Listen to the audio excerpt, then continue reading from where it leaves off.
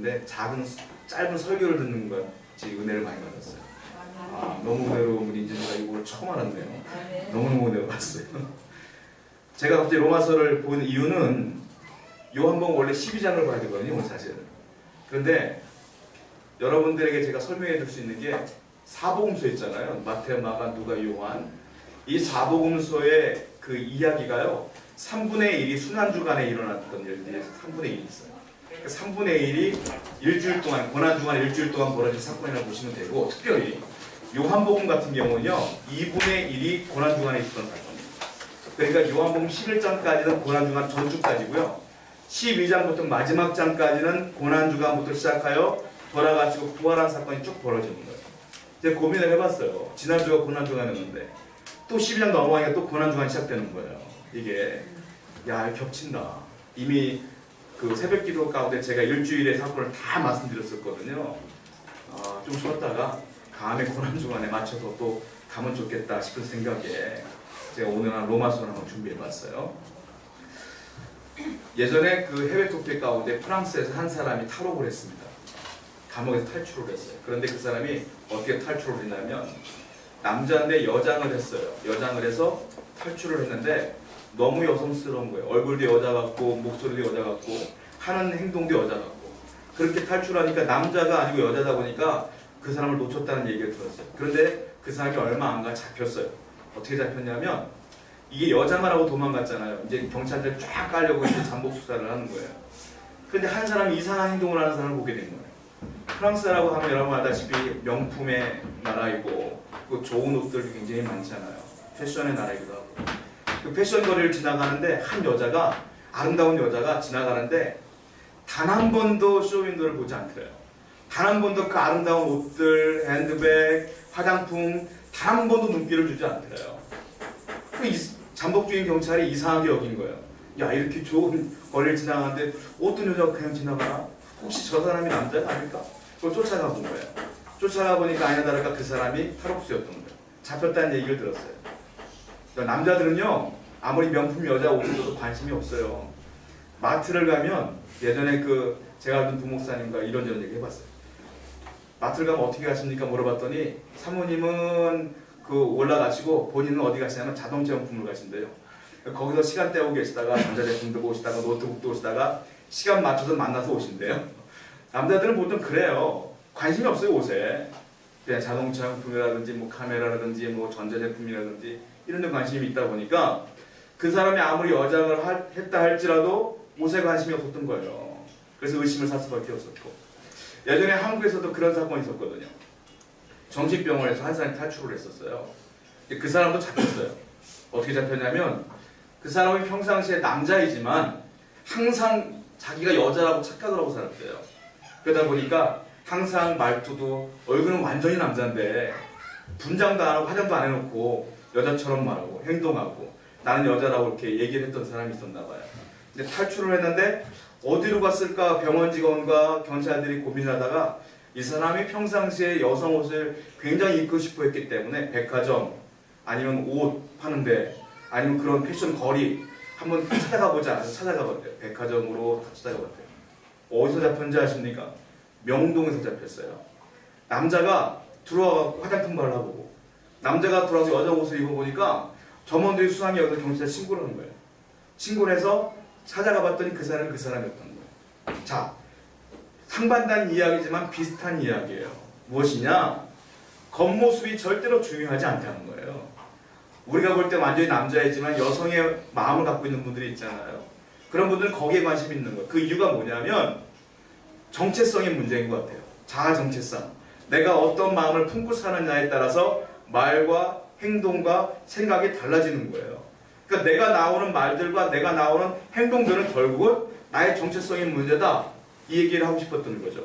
제가 이 얘기를 왜 시작하냐면, 사도 바울이 오늘 로마서 1장을 시작하면서 자신의 정체성을 명확하게 이야기하고 있어요. 1절에서 분명히 얘기하고 있거든요. 우리 1절 한번 읽어보겠습니다. 읽겠습니다. 시작. 예수 그리스도의 종 바울은 사도로 부르심을 받아 하나님의 복음을 위하여 택정함을 입었으니. 이 1절 안에 사도 바울이 어떤 사람이라고 본인이 선포하는 장면들이 세 가지가 나옵니다. 자, 사도 바울이라 하면 우리가 흔히 생각할 때 믿는 자들 중에서 가장 위대한 자라고 여기고 있어요. 예수님은 하나님의 아들이니까 번외로 치고요.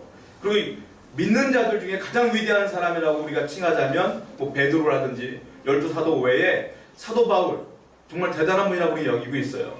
그렇다면 사도 바울이 자신의 정체성을 이야기하고 있다는 것은 그리스도인의 대표성을 갖는 분 아닙니까, 이분이? 그렇다면 우리들도 이분과 같은 정체성을 갖고 살아야 된다는 것이 분명한 진리다라는 거예요. 그리고 이분이요, 본질적으로 우리에게 또 요구하는 게 있어요. 6절 한번 보세요. 보면 6절입니다. 한번 읽어보겠습니다. 시작. 너희도 그를 중에서 예수 그리스도의 것으로 부르심을 받은 자니라. 나뿐만이 아니라 너희도 부르심을 받은 자 아니냐 이렇게 얘기하고 있다는 것은 내가 이런 정체성을 갖고 있기 때문에 너희들도 나와 같은 정체성을 갖기를 원한다 이거예요. 자, 1절에 나오는 정체성이 뭘까요? 자, 1절에 보면 예수 그리스도의 종 바울은 이렇게 나와요. 본인이 뭐라고 표현하고 있냐면 나는 그리스도의 종이다 이렇게 말하고 있는 거예요.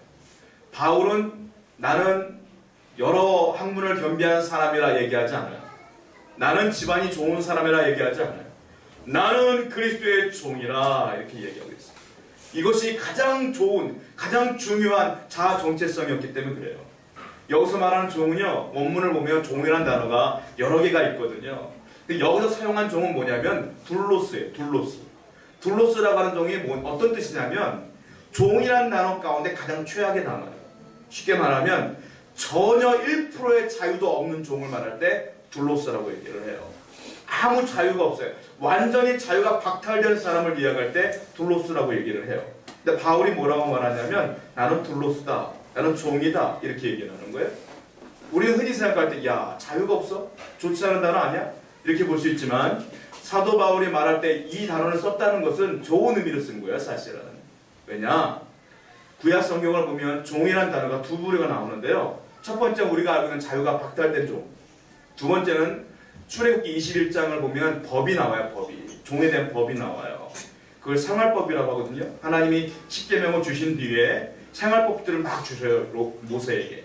거기서 나오는 법 중에 하나가 이거예요. 뭐냐면 종이 주인을 섬기는데 몇 년을 섬기냐면 6년을 섬겨요. 6년을 섬기고 7년째 됐을 때 어떤 일이 벌어지냐면 그 종은 자유함을 얻게 되는 거예요. 이걸 흔히 말할 때 우리 안식년이라고 하지 않습니까? 그런 개념이에요. 7년째 되면 자유를 얻어요. 그래서 그 주인은 그 종을 풀어줘야 될 사명이 있는 거예요. 6년간만 종생활하는 거예요. 자, 그런데 문제가 뭐냐면 6년째 되고 7년째 됐을 때 종을 풀어줬을 때에 종이 생각을 해요. 내가 먹고 살 길이 막막해요. 근데 내 주인이 너무 좋은 분이야. 나를 아들처럼 대하셨고 내가 뭐 존경할 만한 분이라고 여겨질 때는 어떻게 하냐면 그 종이 주인님 내가 당신의 종으로 영원히 살기를 원합니다 라고 얘기를 해요. 그러면 그 주인이 어떻게 하냐면 그 종의 귀에다가 송곳으로 구멍을 뚫어요. 우리가 흔히 말하는 귀걸이 그렇게 구멍을 뚫어요. 그러면 어떤 표시가 되냐면 이 종은 영원히 이 주인의 종이다라는 표시가 되는 거예요. 그러니까 두 번째 종이 될 때는 자기가 자의적으로 종이 되는 거예요. 근데 또 대우가 어떻게 바뀌냐면요. 예전에 6년간은 종으로서 되어 있다면 자기가 자의적으로 내가 종이 되길 원합니다라고 하면 그 주인은 그 종을 뭐라고 대해야 되냐면 아들로 대하는 거예요. 그 다음부터는 종이 아니에요. 양자로 대하는 거예요. 그러니까 사랑으로 애정으로 함께 영원히 동행하는 그런 가족이 되는 거예요. 그것이 법으로 나와 있단 말이에요. 지금 사도 바울이 말하는 건 뭐냐면 내가 둘로스다 난 종이다 이 말은 무슨 말이냐면 자랑스럽게 얘기하지 않습니까? 나는 자유가 박탈된 종이 아니라 그리스도의 사랑으로 내가 자의적으로 종이 된 자로서 나는 하나님의 영원한 종이다 이 말이에요. 나는 하나님의 자녀다, 하나님의 종이다, 하나님의 사명을 받은 사람이다 이렇게 표현하고 있는 거예요. 그러므로 저와 여러분도 그리스도의 종이에요. 영원한 하나님의 자녀예요. 할렐루야. 사랑으로 엮여진 관계라는 거예요. 자유가 박탈되었다? 여러분 교회 다니면 우리가 하고 싶은 거 못하고요. 정말로 우리가 불편하게 한두 가지가 아니에요. 주일날 날씨가 얼마나 좋아요. 놀러 가면 좋지 않습니까? 그런 예배드리러 왔어요. 사람들이 볼 때 교회 다니면 불편한 게 너무 많지 않느냐. 남자들 같은 술, 담배 안 해야 되고 뭐 이런 법 있잖아요. 나름대로. 그러나 사도 바울이 말하고 싶은 건 그거예요. 그리스도 안에서 자유가 박탈된 것이 아니라 그리스도 안에서 영원한 자유를 누리는 것. 그 진정한 자유다. 이게 표현하고 있는 줄 믿습니다. 종들 중에서도요, 계급이 있어요. 일반 귀족, 로마 사회에서는 일반 귀족에서는 그 계급이 주인에 따라서 계급이 나눠져요. 가장 높은 종은 누군지 아십니까? 가이사 황제의 종이 가장 높은 종이에요. 그 종이 등장을 하면 그 종의 어깨는 자존감이 높아지고 프라이드가 생겨요. 나는 황제의 종이야. 이런 게 있어. 사도 바울이 말하는 게 그거예요. 처음 말하는 게 뭐냐면 황제의 종도 이러한 능력이 있는데 나는 만군의 여호와의 종, 하나님의 종인데 그 놀라운 프라이드를 갖고 이렇게 얘기하고 있다는 사실이에요. 여러분은 어떻습니까? 하나님 믿는 사람으로서 많은 사람에게 자존감을 높이며 프라이드를 갖고 나는 그리스도인이야 당당하게 이야기하고 살고 있는지요? 지난 금요일날 엊그저께였죠? 제가 차를 줘서 될 데가 없어서 좀 삐뚤게 됐어요. 좀 길게 나오게 됐어요. 턴하는데 가게 앞에 거기밖에 될 데가 없더라고요. 남들 대길래 똑같이 됐어요. 예배가 끝난 뒤에 집에 갔어요. 금요일 집에 간 뒤에 문자를 딱 봤는데 예배 시간 전 전화를 꺼놓거든요. 거의 문자를 봤는데 차 사고가 났기 때문에 연락을 달라는 문자가 왔더라고요.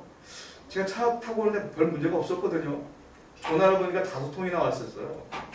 야, 이거 내 차가 사고가 났나 보다 싶었고 전화를 했더니 그분이 턴을 하시다가 제 범버를 이렇게 부딪혔나 봐요. 그래갖고 범버가 많이 상했으니까 양심이 좀 있더라고요. 좀 전화를 했으니까 조금 제가 이제 수리를 해주겠어요. 이렇게 문자가 온 거예요. 제가 이제 전화를 하면서 왜 전화를 안 받았어요? 이렇게 묻더라고요. 그쪽에서. 아, 제가 예배 중이었어요. 이렇게 물었더니 그분이 저도 예배 중이었어요. 이러는 거예요. 어떤 예배십니까? 여기 앞에 김밥집이 있거든요. 김밥집에 구역 예배를 드리고 오셨다가 제 차를 받으셨나 봐요. 저는 이제 그 얘기를 듣고 저는 여기 앞에 있는 세원교회 담임 목사예요. 괜찮아요. 안 봤어요. 저는 본법. 괜찮습니다. 이만 그래도 보시고 결정을 하시라고 그랬고 내려갔더니 많이 상했더라고요. 어떻게 이미 목사라고 얘기한 거를 괜찮아요. 그리고 말았거든요. 그러니까 제 범퍼는 지금 좌우가 지금 다 망가졌어요. 지금 제가 망가뜨린 건 하나도 없는데 제가 이 얘기를 왜 하냐면 저는 목사인 것이 부끄럽지 않거든요. 저는 하나님 믿는 것이 부끄럽지 않거든요. 목사인 걸 밝힘과 동시에 여기 불편한 게 한두 가지가 아니에요. 사실은 제가 목사인 걸 딱 시집이 떼고 예수 믿는 거 시집이 떼고 있으면 돈 받는 거 아닙니까? 근데 밝히는 거 전혀 좀 불편함이 없거든요. 여러분들은 직장에서 사업장에서 예수 믿는 거 불편하고 있지는 않는지 고민해 보셔야 돼요. 사도 바울은 당당히 얘기해요. 나는 그리스도의 종이라. 난 하나님의 종이라. 여러분들 하나님의 종입니다. 그 사실을 명백히 기억하셔서 그리스도의 종다운 삶을 사시기를 바랍니다. 두 번째, 사도 바울은 1절 가운데 뭐라고 말하는지 아세요? 나는 예수 그리스도의 종 바울이다 말하면서 사도로 부르심을 받았다 이렇게 얘기하고 있어요. 나는 또 사도다 이렇게 얘기하는 겁니다. 사도가 무엇일까요? 사도는 우리가 알고 있는 사도는 예수님의 12제자가 사도예요. 그 외에는 사도가 없어요. 근데 사도 바울은 누누이 자기가 사도래요. 자꾸 성경을 보겠습니다. 고린도전서 9장 1절 한번 보세요. 고린도전서 9장 1절입니다.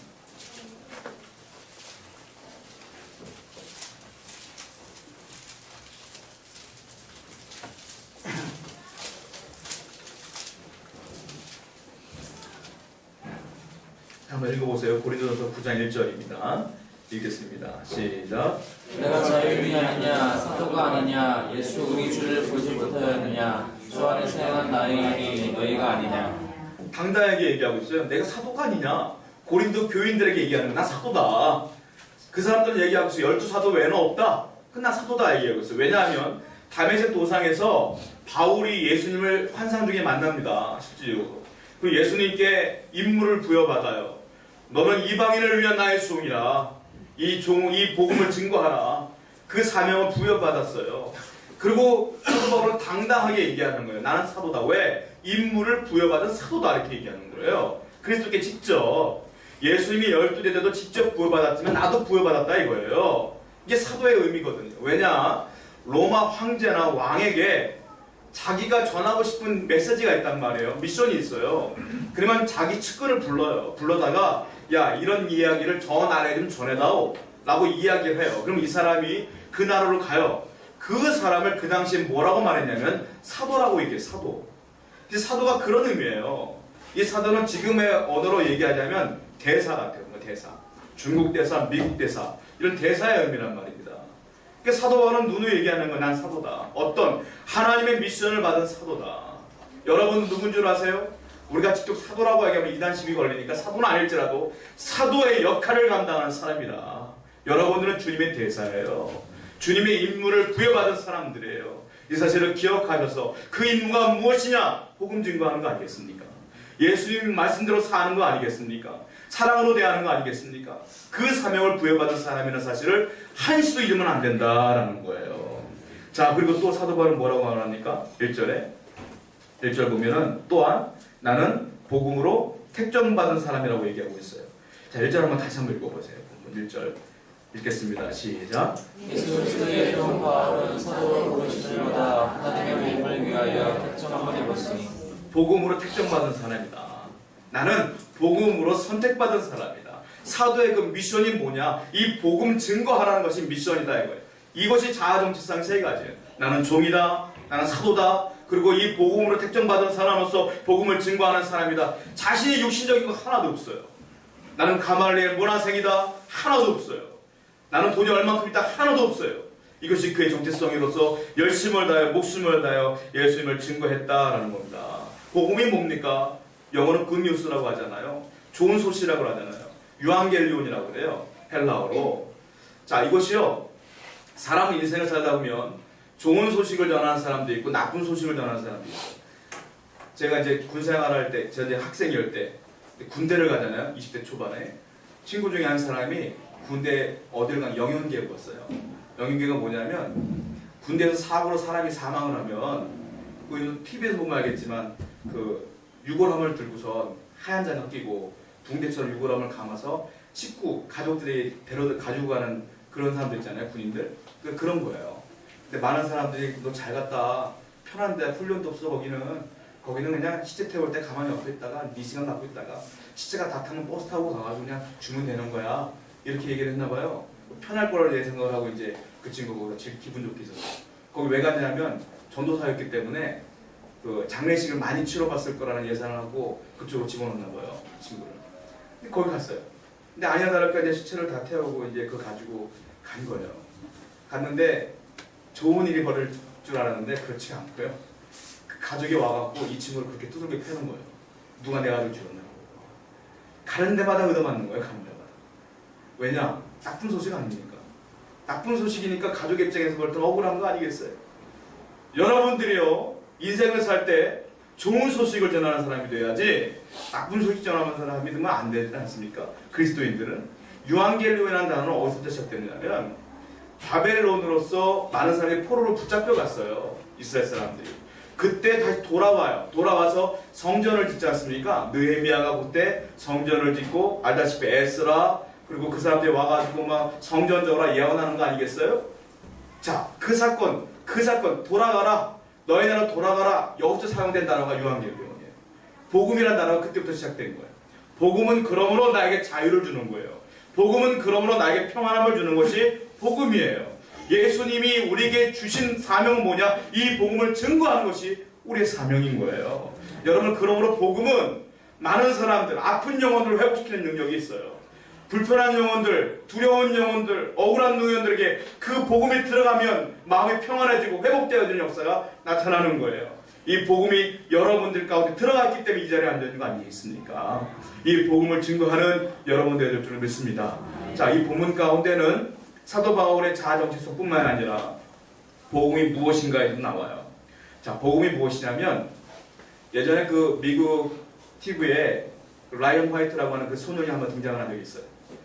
어떤 이야기냐면 13살 먹은 아이인데 이 아이가 혈우병에 걸렸어요. 그래서 수혈을 받는 거예요.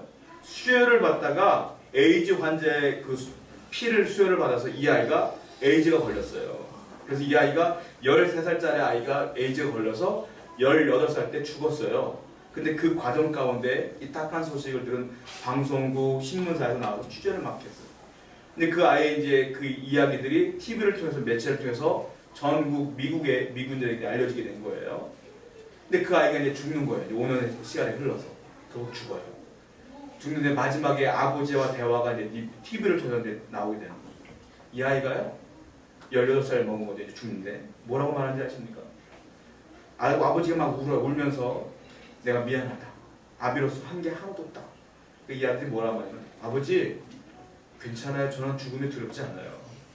이 5년의 세월 동안 아버지는 제 옆에서 늘 성경을 읽어줬고 예수님 얘기를 해주면서 내 안에 믿음이 들어오면서 죽음에 대한 두려움이 싹 사라졌어요. 나는 죽으면 하늘나라 갈 거니까 아버지 이 땅에서 열심히 사시다가 하늘나라에서 만나시죠. 이 이야기가 그대로 흘러가는 거예요. 그리고 결국 이 아이는 죽었어요. 여러분, 복음이 뭔 줄 아세요? 죽음의 두려움도 넘어서는 게 복음이에요. 이 좋은 복음이 여러분 가운데 들어와 있잖아요. 그런데 왜 환난 가운데 어려움을 갖고 두려워하며 염려하고 사십니까? 그리고 이 좋은 복음을 왜 주위에 있는 사람에게 증거하지 않습니까? 우리는 분명한 것은 복음을 증거해야 될 사명이 우리 가운데 있음을 기억해야 될 줄 믿어요. 자, 이 복음은 무엇이냐? 복음 안에 무엇이 들어있을까요? 7절 말씀 보십시오. 본문 7절입니다. 한번 읽겠습니다. 시작. 로마에서 하나님의 사랑하심을 받고 성도로 부르심을 받은 모든 자에게 하나님 우리 아버지와 주 예수 그리스도로부터 은혜와 평강이 있기를 원합니다. 사도 바울은 1절에 자기는 복음을 위해 택정받은 사람이라고 얘기를 합니다. 그리고 그 다음 절은 복음에 대한 얘기를 계속하는 거예요. 그 중에 7절 말씀 보면 로마에서 로마 교인들을 얘기하는 거예요. 너희들은 하나님의 사랑하심을 받았다. 복음을 접한 사람들을 말하는 교인들을. 그 복음을 접한 너희들에게는 뭐냐? 하나님의 사랑하심을 이미 받았다. 즉 복음 안에는 하나님의 사랑이 내포되어 있는 거예요. 복음은 하나님의 사랑이 있는 겁니다. 왜냐? 복음이 뭐예요? 하나님이 인간을 너무너무 사랑하셔서 당신의 아들을 이 땅에 보내신 거 아니겠습니까? 예수님을 너무너무 사랑하셔서 십자가에서 물과 피를 다 쏟으신 거 아니겠습니까? 그 사랑이 그 복음 안에 있는 거 아니겠어요?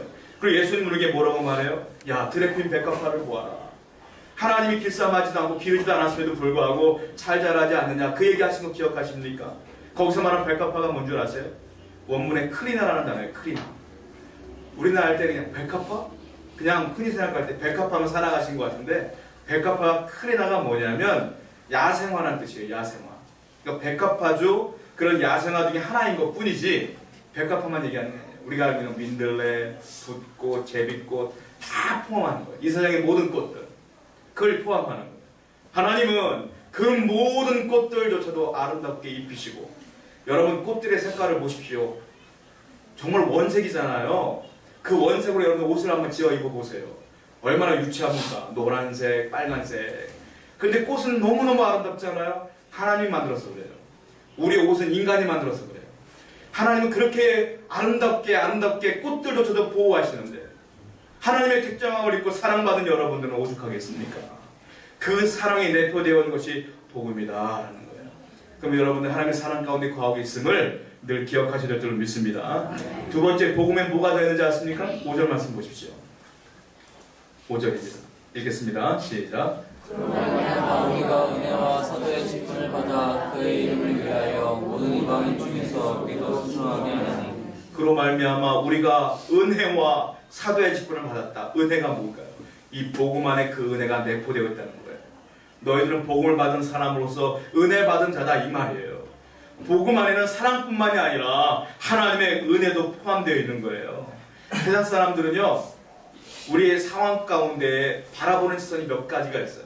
첫 번째는 뭐냐면 모든 걸 우연으로 보는 사람도 있어요. 운명론자처럼. 이것도 다 우연이 된 거야, 우연이 된 거야, 우연이 된 거야, 이렇게 말하는 분도 있어요. 또 어떤 분들은 모든 것이 원리가 있고 법이 있다고 보는 분이 있어요. 즉, 내가 지금 상황이 어려우면 내가 죄를 지었기 때문에 이런 일이 벌어진 거야 라고 단정 짓는 분들이 있어요. 아니, 제가 아까 금요일에 말씀드렸잖아요. 범퍼 사고 났다고. 제가 죄 졌습니까? 금요일에 예배 드리고 갔는데 아니잖아요. 그렇게 바라보는 분들도 있어요. 또 한 분이 있어요. 누구냐?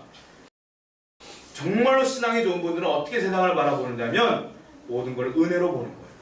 은혜로, 하나님의 섭리로 보는 거예요. 다 하나님이 주관하시는 거야. 하나님 역사하시는 거야. 이것이 우리가 취해야 될 시선이고 우리가 취해야 될 세계관이에요. 여러분들 되어지는 모든 것 가운데 하나님의 섭리가 있음을 기억하시기 바랍니다. 이것이 은혜예요, 여러분. 그러면 다 하나님께서 감당하실 거 믿는 거예요. 사도 바울은 죽을 고비를 몇 번 넘겨요. 자기는 갖고 있는 것 모든 걸 포기했던 사람이에요. 그런데 사도 바울은 다 그 모든 것들을 은혜로 여겨요. 우리가 추구해야 될 인생이 바로 이거인 줄로 믿습니다. 모든 걸 은혜로 여기면 버릴 것 없어요. 다 감사한 겁니다. 다 기쁜 거예요. 자, 그리고 복음은 뭐가 내포되는 줄 아십니까? 4절 말씀 보시죠. 자, 읽겠습니다. 4절 시작. 성결의 영으로는 죽은 자들 가운데서 부활하사 능력으로 하나님의 아들로 선포되셨으니 곧 우리 주 예수 그리스도시니라. 자, 성결의 영혼은 죽은 자들 가운데 부활하사 뭐가 나오냐면 능력으로 하나님의 아들로 선포되었다. 복음이 뭐냐? 능력이다.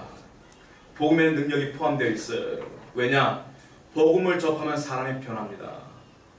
복음을 제대로 만난 사람은 인생이 변합니다. 사람이 앉혀놓고 설득을 아무리 해봐도 사람 변하지 않습니다. 예수님이 내 안에 들어오면 변합니다. 그것이 복음입니다. 그것이 능력입니다. 능력은 두나미스라는 단어를 써요. 두나미스. 두나미스는 어떤 말의 어원이 되냐면 다이너마이트의 어원이 되는 거예요. 폭발적인 능력을 말할 때 두나미스라고 얘기를 해요. 복음이 내 안에 들어오면 마치 다이너마이트가 터지는 것처럼 내 인생이 완전히 뒤집어지고 변화되는 거예요. 여러분, 그 복음에는 놀라운 능력이 있음을 기억하시기 바랍니다. 내 인격이 바뀌고 인생이 바뀌고 내 삶이 바뀌는 것이 복음이에요. 이 예수의 복음이 여러분 가운데 다시 한번 심겨져서 여러분 일주일의 삶 가운데 기분 좋게 능력 있게 살아가시는 여러분 되길 축원드립니다. 우리 함께 찬양하며 주 앞에 나갑니다.